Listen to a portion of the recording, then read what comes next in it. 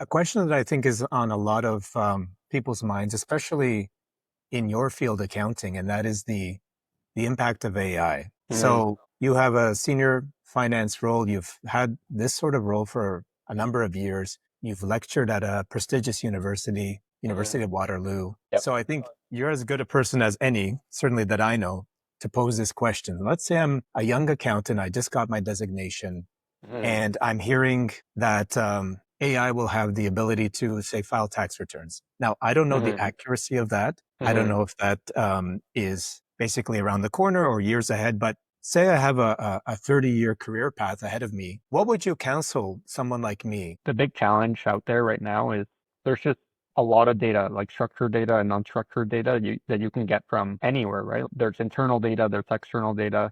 So being able to kind of piece all the data points together and be able to do analytics and gain insights and be able to add value that way is, I think, going to be the key going forward. Mhm. So I would say understanding like technology, the change in technology, how to use AI, because at the end of the day, AI is not going to fully replace accounting roles, but you need to understand the technology and how to leverage AI because you're not going to survive without knowing how to leverage AI and the new technology to be able to be a high performer at whatever company that you're in.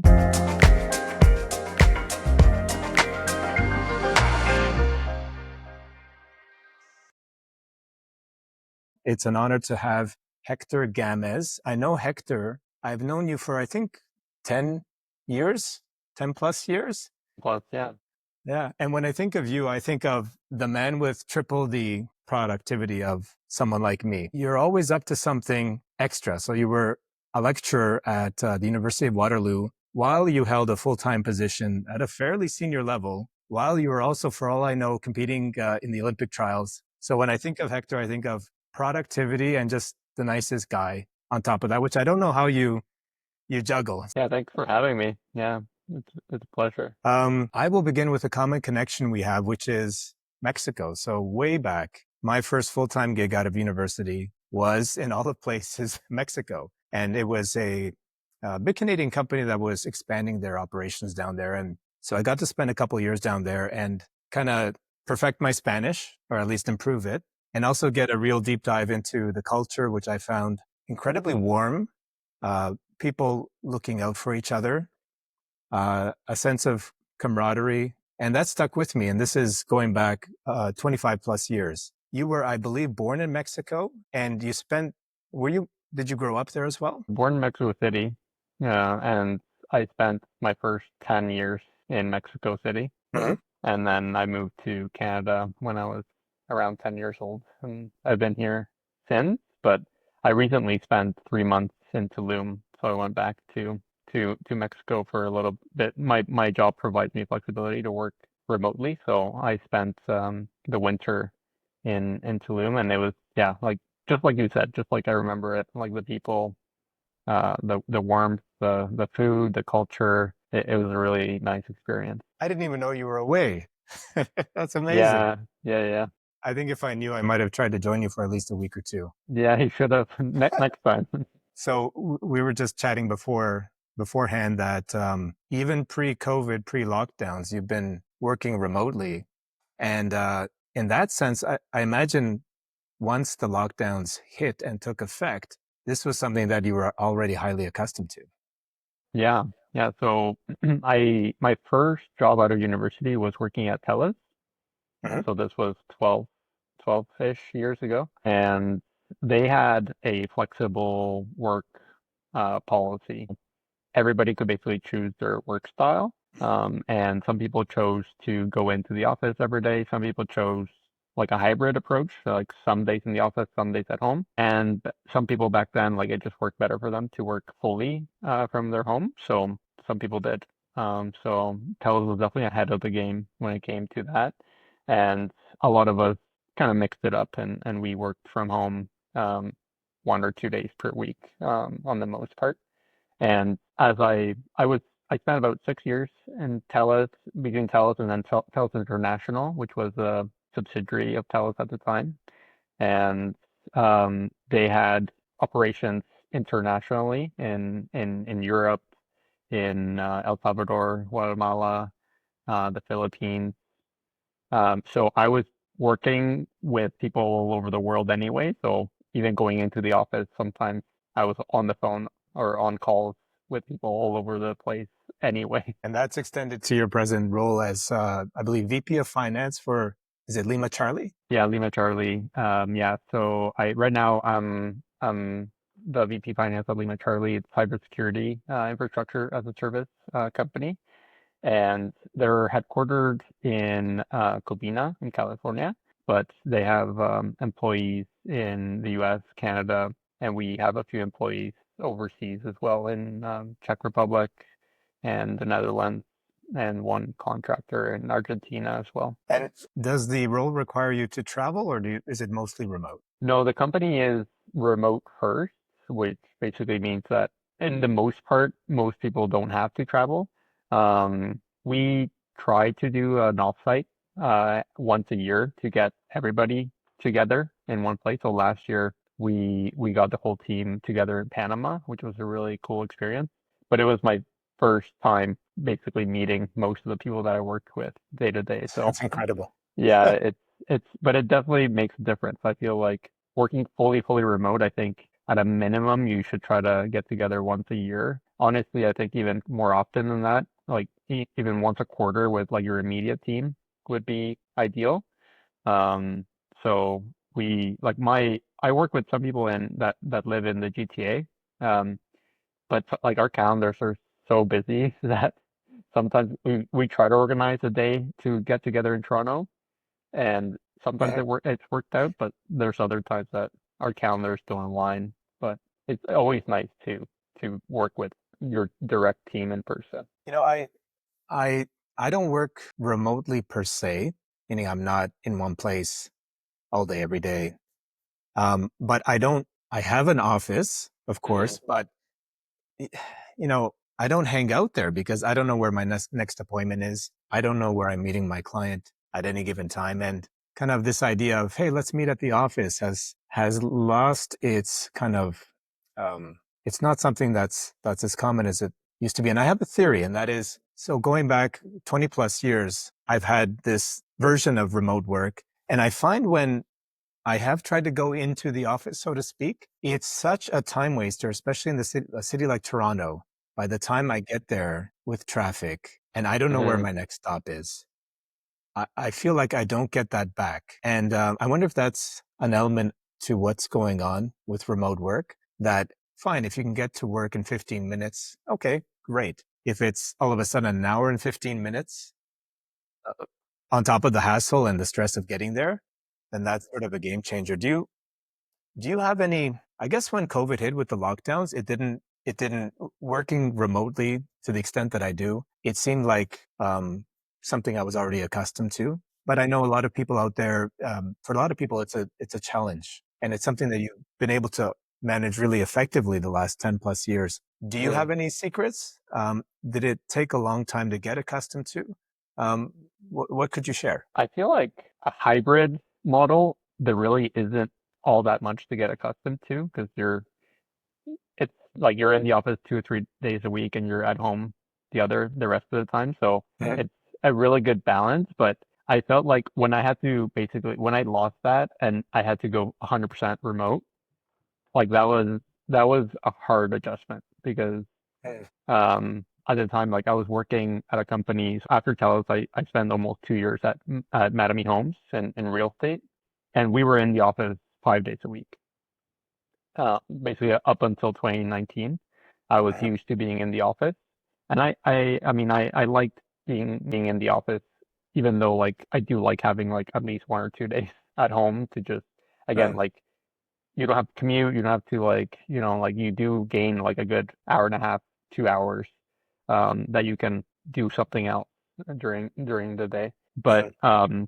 I left Mattamy at the end of 2019, and then right in 20 like beginning of 2020 is when COVID started, Mhm. and at the time I was starting my own company, and I was teaching at the University of Waterloo on mostly like almost a full-time basis at the time. Mhm. So I remember like in March we were like middle of the term, and we had to basically go from in-person lecturing and classes to online, and that was like a shock to I think everybody, like students, professors. We were not ready at all. Like we were using WebEx to run lectures. I don't know if I you've remember WebEx. yeah, but it's like old school technology. So like that was a big like transition.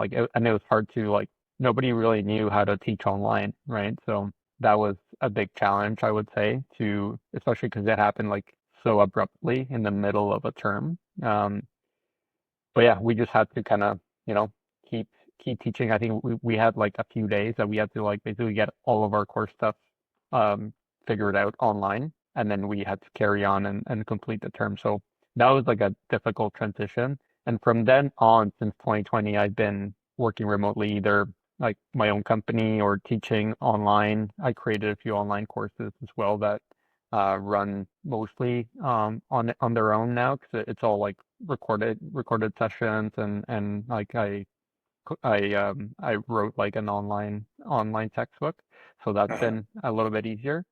Uh-huh. Um, but yeah, in the last since 2022, since mid 2022, I ended up going back to corporate world when the start working for tech startups that have been fully remote. All of them have been based out of the US, and I've been in a lot of cases they're only person in Canada. Um, so that's been challenging because I feel like you do lose that relationship building that you get in person. So I feel like the best thing to do is to find something that's somewhere in between, either by traveling or like having a few days in the office to kind of get the best of both worlds. Uh-huh. But in 100% remote, I feel like, yeah, you just have to keep a routine, keep yourself, motivated. Uh-huh. Like I go to the gym every morning. I have my own office space in my home that is only set up for work. So like I try to, separate my regular life and my regular other spaces that I like to hang out with, like that I like to like be in Uh-huh. um, from work. But um, yeah, it's always nice to try to get together with your coworkers. Wanted to ask you a question that I think is on a lot of people's minds, especially in your field, accounting, and that is the impact of AI. So you have a senior finance role. You've had this sort of role for a number of years. You've lectured at a prestigious university, University of Waterloo, in, I believe, finance accounting. So I think you're as good a person as any, certainly that I know, to pose this question. Let's say I'm a young accountant. I just got my designation. And I'm hearing that AI will have the ability to, say, file tax returns. Now, I don't know the accuracy of that. I don't Hmm. know if that is basically around the corner or years ahead, but say I have a 30-year career path ahead of me. What would you counsel someone like me? Now, do I need to make a hard pivot? I've already studied for 4 years to get my designation, and boom, all of a sudden, AI is all the talk. Uh, any insights that you could share? That's a great question. A lot of universities are already implementing AI and like other sort of data analytics into their programs. Even like the CPA competency map, which is basically like all the different things that you need to learn to become a CPA, that changes as technology evolves as well. Uh-huh. There's definitely that's part of it. Like part of the thing is like accounting programs are no longer just accounting programs. Like they're incorporating a lot of different analytics and technology and like there's the program that I completed in Waterloo like 15 years ago is Uh-huh. completely different to what they offer today. So that's the first Uh-huh. thing. The second thing I would say is it's no longer good enough to just know accounting, or just know finance. I would say you have to combine it with um, like the data analytics, like big data, being able to. The big challenge out there right now is there's just a lot of data, like structured data and unstructured data that you can get from anywhere, right? Like you can get unstructured data from like Twitter or from tweets that might tell you something about that might be insightful about your company. There's internal data, there's external data. So being able to kind of piece all the data points together and be able to do analytics and and gain insights and be able to add value that way is, I think, going to be the key going forward. Mhm. So I would say understanding like technology, the change in technology, how to use AI, because at the end of the day, AI is not going to fully replace accounting roles, but you need to understand the technology and how to leverage AI, because you're not going to survive without knowing how to leverage AI and the new technology to be able to be a high performer at whatever company that you're in. So I would say if I were redoing my career now and I wasn't an accountant yet and I wanted to go into the field, Mhm. I would definitely pair it with um, accounting and like some sort of data analytics program, or do like an accounting undergrad with like and data analytics masters after. Or there's also some programs that are really interesting that are um, accounting and environment. So I think that's also an interesting path, because there's a lot of changes happening around. Basically, there's no environmental standards out there that companies have to comply, similar to how there's accounting standards that public companies have to follow. Mhm. But that's where the accounting profession is heading. Like one day we'll have like environmental standards that everybody has to report on the same metrics to make sure that the like all companies are, you know, reporting using the same sort of metric, the same sort of language Mhm. around um, like ESG, environment, social, and governance. Mhm. If I'm to be an optimist, Elon Musk seems to be an optimist. I just saw a clip of him yesterday saying that the world will become so productive via AI and via humanoid robots that no one will want for anything. And I think that's extremely optimistic. But thinking again of a young accountant, perhaps the optimistic approach and perhaps the realistic viewpoint as well is that, okay, AI can help take away maybe some of the drudgery of accounting, going line item by line item. I have this image of, say, an audit where you're in a boardroom, you have literally these printouts or multiple screens in front of you. And I think that's even the case up until the present day. Mm, Maybe AI tools will help you kind of avoid that and kind of leverage your own human intelligence, if I could call it that. Can you kind mhm. of picture that? Is that a reality that you could see um, coming forward in the coming years? Yeah, definitely. I think there's a lot of tools out there already in accounting that basically offer you to automate your bookkeeping without having a bookkeeper. So at that level, like I think the automation will happen. Mhm. Um, and then like there's a lot of tools that help you basically automate your reporting, internal reporting. But the piece that can never be replaced is like the interpretation of that, right? Because I Right. feel like people are the ones that know what's happening day to day, like the management team and the employees Mhm. know what how to explain the reports. And that piece, I feel like it'll be really tough for any sort of technology to just completely take over. So I feel at the end of the day, like there's a lot of the like day to day and operational tasks that I think it's great to that we can be more efficient and companies can be more productive from that perspective. But you're always going to need a team to basically tell the story and explain why the results are the way that they are. I don't think Gotcha. that part will I don't see that part being taken over by Mhm. technology. And in a sense, well, tell me if this kind of makes sense on your end. Is that not what you want your role to be, say, as a controller or as a director of finance? You don't want to be going over.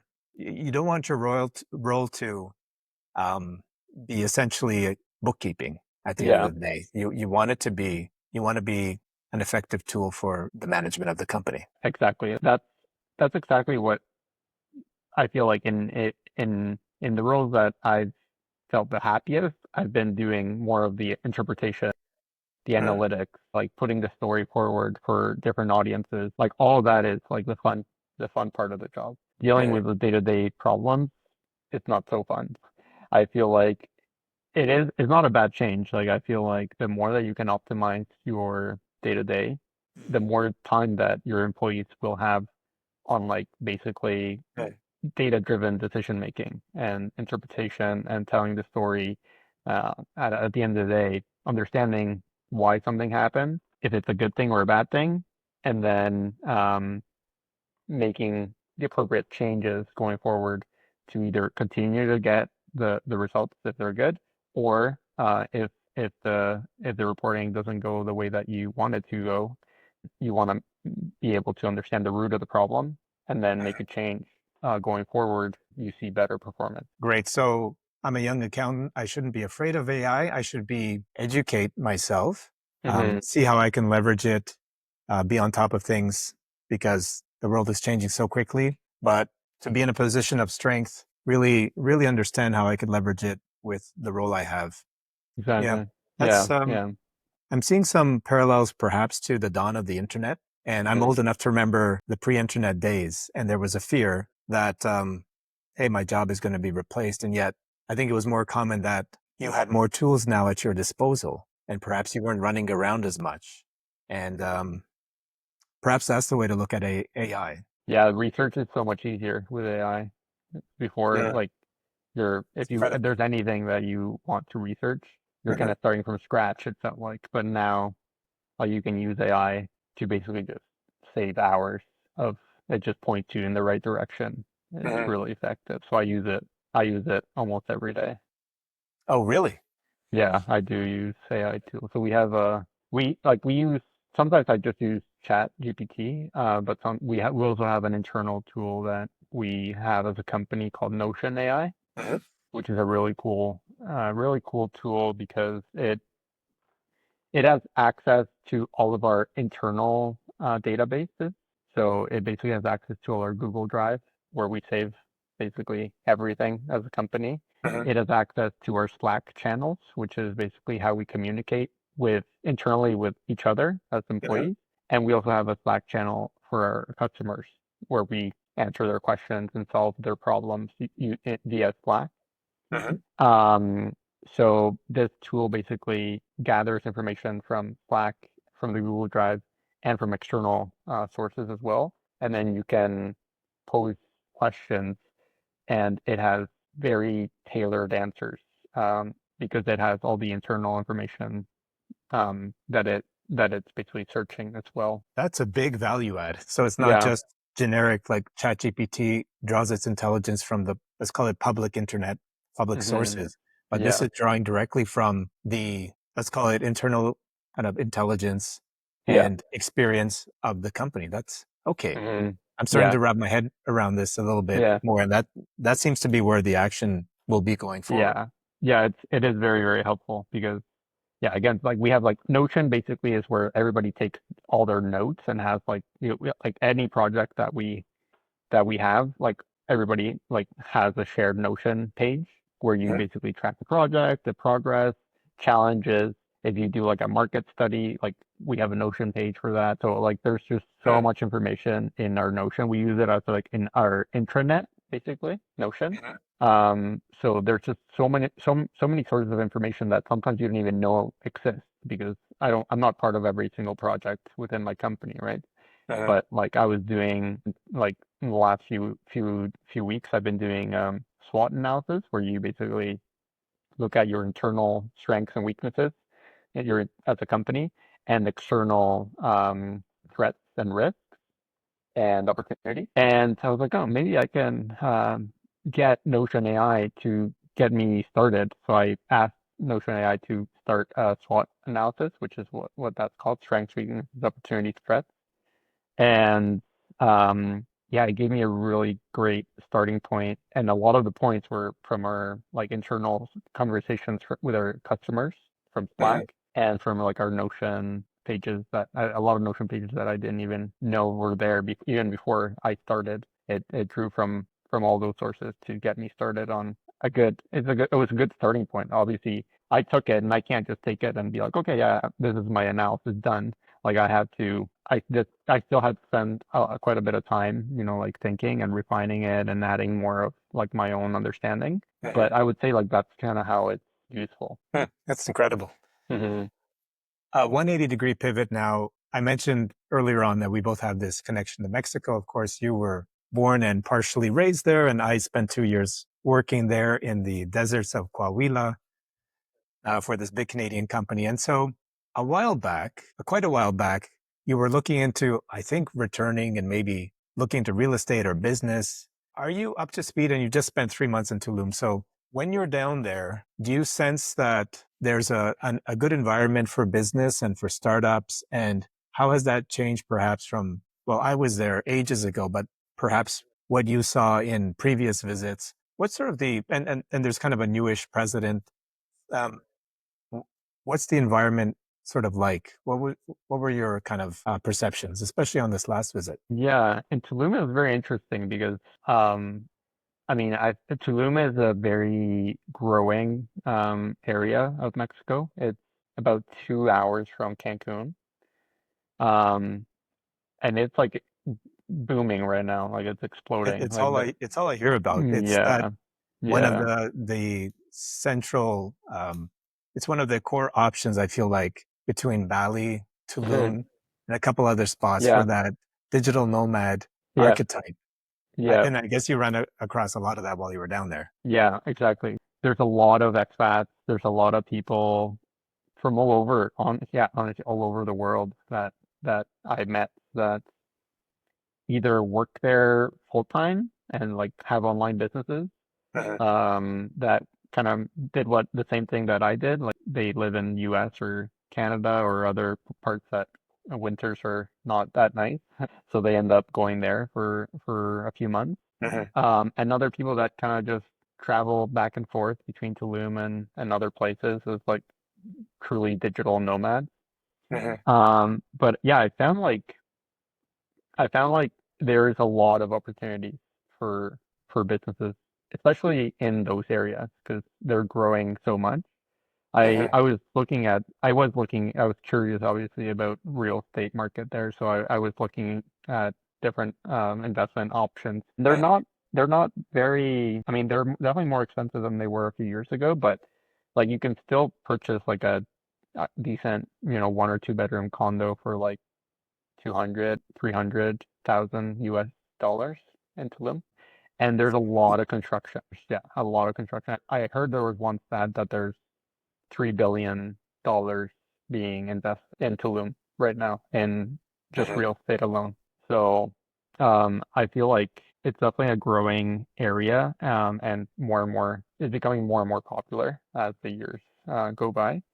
Uh-huh. Um, but at the same time, like if you go to other parts of Mexico, I feel like it's not the same. I feel like it's more challenging to do business in other parts of Mexico. And even from a real estate perspective, um, like the current government, you don't really know where they're heading in terms of they've been in power for 6 years and the same party won again for another 6 years. Uh-huh. Um, So I would say right now, like I would be a little bit hesitant to set up my business in Mexico or even like purchase a property in Mexico because Uh-huh. there's just so much uncertainty in the world in general right now that Uh-huh. it's hard to it would be hard to make a decision like that. But I feel like for me, like I love the opportunity to work from there for a few months. Question for you. So my job requires me to physically be here in Toronto. Hmm. And while I'm suffering in the middle of winter here and my car's stuck and everyone's miserable and sneezing, and I think for those that could be anywhere in the world, Hmm. you just spent 3 months there in this paradise. Sort of what's stopping you from doing that, if anything, annually? Why 3 months? Why not 5 months? Sort of take me through what goes through your mind, because it fascinates me because I'm tied to one place, but you're not, and tons of people are in the same boat as you. Yeah. So my first experience trying working from a different place was in 2024. I spent a month in Costa Rica, and that was just All right. yeah, that was just my first, I just wanted to see what it was like, and I just did 1 month just to see if I liked it, if I could do it, if I could see myself doing it more.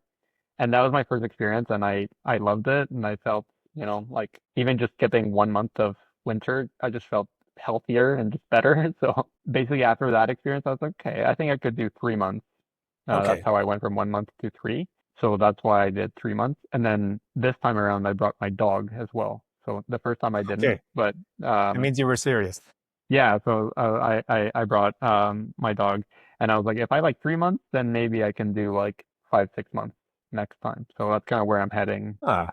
And Um, do you have a yeah. destination in mind for next winter? I want to do another season in Tulum. I feel like I really liked, I really really love the community. I met a lot of people that have been traveling, have been basically doing this for like a long time, and Uh, they've been going to different destinations, and they said that like Tulum is like the next best thing to Bali. I think it's what also you mentioned. But the really nice thing about Tulum is like it's in the same time zone as Toronto. Yeah, so as much as I would love to like do like a few months in Europe or even in Bali or um, parts of Southeast Asia, the time difference just wouldn't work for me because I would basically have to work nights most of the time.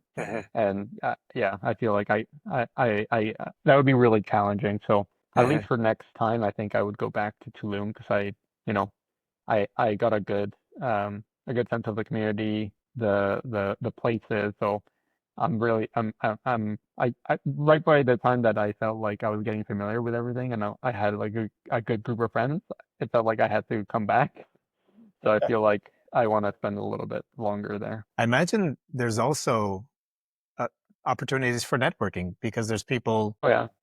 working remotely, maybe in complementary roles. And I'm picturing like a bunch of people like you in a Hmm. cafe Yeah, and with big ideas totally. for the Yeah, no, world and for business. And you're all of a sudden, because of you not being in Toronto, maybe just it's the middle of winter, you're not going to necessarily hang out mm-hmm, at these kinds of places. All of a sudden, mm-hmm. you're in a place where everyone can be in short sleeves and, hey, let's head down to um, grab a coffee. And did you have that experience? Yeah, yeah. So there was a few events that were organized, I think every month, that basically brought together like digital nomads, founders, entrepreneurs, Mm.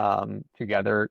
It was like they called it networking, but I felt very casual, like just let's have a drink and a few snacks and just Mhm. get to meet cool people basically. So I met some very interesting people through those. In Tulum, you also have, I found there's a group called the Tulum Dinner Club that meets every Thursday at a different restaurant in Tulum. So I went to a few of those as well, and I met a lot of expats as well through that means.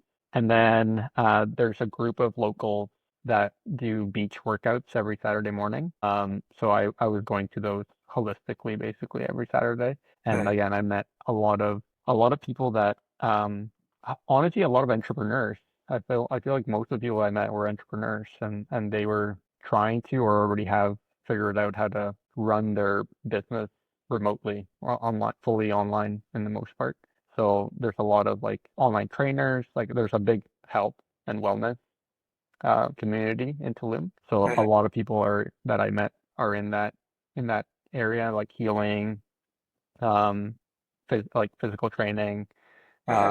But then there's others. I met a few people from Toronto even that they have like they have their like practices in Toronto, but basically they have everything fully, managed by other people, and they have employees in Toronto. So Mhm. they're basically just working from there and just doing the admin work from there. And some other people from Toronto that had tech jobs like me um, ended up finding Tulum, and they ended up quitting their jobs and working at a resort there locally, basically being like the general managers of the resort. So people, yeah, kind of like from all different paths that have figured out how to live and work from Tulum either locally or remotely. Okay. Once you have your dates, you got to pass them along to me because I think I'll Hmm. I'll be Yeah, booking for a couple sure. weeks to see what Yeah, yeah, what it's all definitely. about. it's cool to hear it from someone that's trustworthy because, hey, it's been on my feed, both Tulum and Bali, and it looks Hmm. almost too good to be true. Hmm. And I think from based on what I hear from you, it could be as much as you could make of it as much as you want to. Yeah. And you can have the great weather. You can focus on your own health, and yeah, I'm sold. And maybe there is a pathway even for someone like me if I could have a team, keep Yeah. them here in the winter Yeah. somehow, and I oversee things. I did meet a few real estate agents from Ottawa that, Really? yeah, they're trying to, I think they got their real estate agent, their real estate license, in Tulum and Cancun area, Mhm. and they're basically trying to do real estate in Tulum as well, Yeah, and that's maybe both. And there's also like I did meet a few brokers, like mortgage brokers, that have their business in Canada but are living in Tulum. huh. So Yeah. there's precedent. Yeah. Yeah. I think based on what I know, the idea is like the licensing there is minimal or fairly minimal, Hmm. and if most of this investments, real estate investment, is via expats, then the thinking is, well, they're going to trust someone from their own country. Yeah. Let me put my Exactly. face up on a billboard, right? Yeah. Yeah. Okay, this is planting a seed with me. Yeah. Yeah. There's a lot of, yeah, like I met a lot of Canadians, a lot of Americans, that, yeah, like either have properties or want to have properties in Tulum or in, I mean, there's Playa del Carmen is another very popular place, but I would say like Playa del Carmen is like, or Tulum is like maybe 10 years ago, Playa del Carmen was what Tulum is today. Gotcha. And Playa del Carmen basically is now like a full-blown city versus like a town, and now Tulum is like a town. The only downside I would say is like the infrastructure is not it's not there yet. I feel like the roads, there's a lot of dirt roads um to get to like basic places sometimes. Mhm. Like not paved. Um and like I thought my internet, I had an Airbnb for 3 months and my internet was really, really good. So that was positive. But Mhm. like there's times that like there's just Tulum wide outages of like the power goes off everywhere. And Growing pains, eh? yeah, yeah, yeah. So it's like I feel like that was the only downside. Like I feel like it's growing a lot, but the city is not ready for that much growth. So it Mhm. has to catch up. But like I have a cousin that is a real estate agent there, and he tells his clients like if you want to, if you don't mind that, invest now, but if you Hmm. want to, wait 5 even 10 years to where everything is, built out fully, then it might not be the best place. Maybe you invest in Playa del Carmen instead, where it's like fully constructed, and it has like more advanced infrastructure, and it even has like a Costco. Like we don't have like the big, I mean, there's some newish bigger grocery stores there, but there's no like Costco, there's no movie theater. It's like still pretty small. Mhm. Yeah. Which for some I imagine can be part of the draw. Yeah. Um, Yeah. it's I had that feedback in Costa Rica that there's a town there that's the rage. It's called Nosara, and Mm. the uh, the expats that have established themselves there, and maybe this is not the common thinking, but certainly I heard this. They almost don't want the roads to be paved. They don't want it to be too accessible, Hmm. with the idea that, hey, if we make it too easy, um, this thing is just going to get way too big and it's going to lose a bit of its character. So it's a place I have to check out. I've never been. I've been to Playa del Carmen, just in Hmm. a like a mega resort that really could be anywhere, and it was amazing. But Hmm. I've never gone to Tulum. So I think pass me along your dates once you have them, Yeah, and for I'll sure. see if I can check it out. If I can check it out while you're there. Yeah, definitely. Yeah, no, it's a very different experience living there and like renting out like a Airbnb, basically being like fully like a local versus like just vacationing in a all inclusive. I wonder if someone smarter than me can figure out a way to know, remote, go down and work remotely, even in a role that's, say, like mine, where you think you're tied down to a certain spot, but leverage AI to kind of make it all Mm. happen. I think Yeah, that's if you could combine the two, then yeah, you'd that have would be this incredible ideal. product. Yeah, I feel like in some fields it is tough, like in healthcare or real estate, or we have like clients that you have like face-to-face clients. It's a Right. little bit hard, but I'm sure there's a way that you know, you can just maybe change things slightly or do something a little bit different, like even like the mortgage broker sort of side of things. If Mhm. you combine that with like real estate practice or something like that, that you could you could do a little bit of both. Yeah, it's just planting a lot of seeds. I love it. I, you are a CPA mentor. This is Mhm. this is something you do on a voluntary basis. What is that?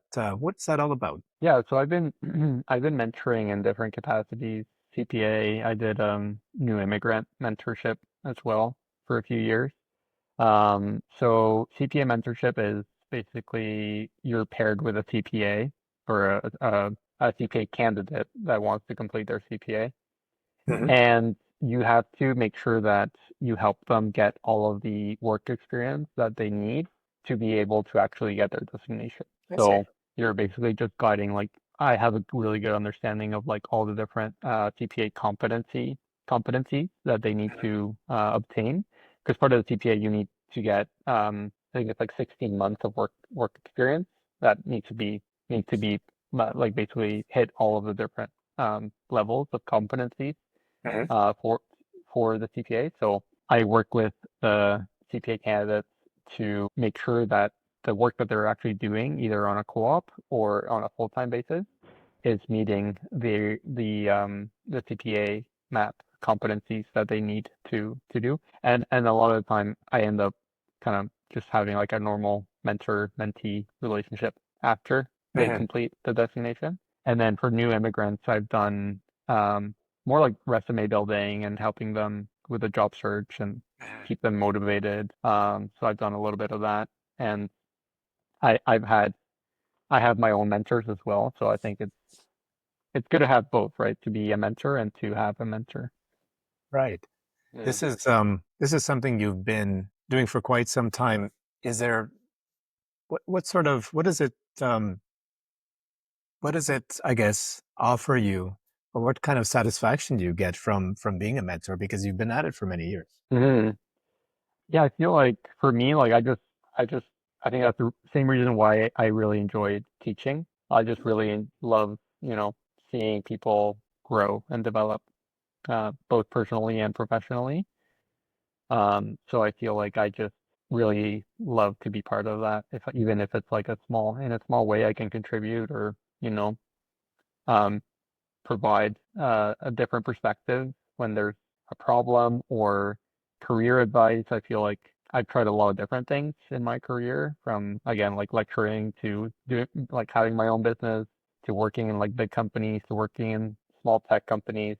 So I feel like along the way, I've learned a lot and I've made my own mistakes. So if I can help somebody, avoid some of those mistakes, then just makes it all worthwhile for me. To just help out somebody on their path. That's awesome. And Hmm. it really is something that I imagine gives you a lot of satisfaction. And I think too, the kind of the mistakes I've made or suboptimal decisions I've made over the years. And boy, a good mentor would have gone a long way. And Hmm. yet, as I get older, I realize this is an old saying, but it's true in my case, is that like the more you know, the more you realize you Yeah, don't know a lot. yeah, It's something to that yeah, effect. I messed it yeah, up a bit, but I remember being 30 and thinking kind of I knew everything. yeah, And yeah, yeah, I think there's a certain level of maturity in, especially at a younger age, seeking mentorship. And like you say, it's both giving and receiving. There's always someone that could, at any age, you're very senior in what you do, and yet to this day you seek mentorship. yeah, That says yeah. a lot. I have at least two mentors right now that Mm. help me on my career side of things. But I've also kind of done mentorship from more like a spiritual mentorship in Tulum as well. So very different, sort of like just growing professionally and personally. Um, but yeah, I feel the same way. Like I feel like, especially when you're younger and your ego, is really big and you think that you're invincible. That's definitely how I felt, and definitely Yeah. not. And I definitely got some rude awakening. So, yeah, I think it's it just feels good to be able to to help others and steer Yeah. them in a better direction versus trial and error. I feel like trial and error, you'll eventually get there, but you can kind of fast forward and accelerate your career, your personal finances. Like there's a lot of things that you can accelerate by actually having somebody guiding you a little bit in the right direction. Something in what you said is tying this back to education. And this this passed through my mind earlier in the conversation, and that is there is an argument to be made that the whole format of education, this is a whole other topic, by the way, but the whole format of education is way off. That why are we trying to memorize things when everything is at our fingertips? And so when I think of education, oh, the Spanish for education is a different meaning, isn't it? Educación. Mm-hmm. It has a slightly different meaning, and it's more like not just what you learn at school, but almost like your manners Yeah. and your worldliness, Mm-hmm. right? It Like goes beyond culture. just the Mm-hmm. Mm-hmm. scholarly. Mm-hmm. So Mm-hmm. I guess I'm trying to tie that back to the value, especially in this day and age of mentorship, right? Because hey, the knowledge is knowledge. The individual facts are out there, and then it's a slippery slope, isn't it, to think that, hey, I know it all. I Mm-hmm. don't need help from anyone. Like I have everything at my fingertips on my phone. And yet there's certain things you could never learn from the internet. And who better to seek that from than a mentor? And one good mentor might have more value to you than years of education Yeah. in a university or a school setting. Yeah. I feel like obviously like the university education is the core to, like your core foundation comes from that. But yeah, there's so much more in the workplace, um, especially around like even just how to deal with politics, right? Corporate government, corporate politics, um, the soft skills, right? Like having a team, being a good manager, um, being able to read your boss and understand, sometimes they don't directly tell you things as they are, but Yeah, a right. good mentor, if you tell them, the situation, they can kind of read between the lines and help you understand more of that, like the context around like relationship building and building trust. So there's a lot of things that my mentors have helped me with from more like that perspective, like the interpersonal perspective, and like once you get to a certain level, your job basically becomes it's all about building a team and relationships and being able to gain the trust of your management team. Mhm. So much wisdom in your answers. I think I ought to be seeking out your help as a mentor. Despite being older, it's not about age, really, is it? Um, oh, that's so super cool. Well, I wanna thank you again for your time, and I really appreciate how layered and kind of profound your answers are. And I hope that was, and I'm pretty sure that could be of real value to people perhaps watching or people that you come across in life. So that's this was really neat because we know each other, but to have this format I find is super cool because these are not necessarily topics we would talk about face to face, or at least to this level. So yeah, so I hope you enjoyed it. Thank you, my friend. And we got to arrange something in Tulum. Maybe you can get me an invite to one of these gatherings. It's amazing. I'm gonna check back in with you once you get back because I'm really curious about okay, what is that ideal amount of time? It'll vary for everybody, but what is that ideal amount of time, right, to be away? Because as I get older, boy, the winters, it's that old saying, but the winters get less charming here. So any story like yours, I'm inspired by. Thank you again, my friend. And yeah, maybe I'll catch you on the beach next time we see each other. Cheers. Bye.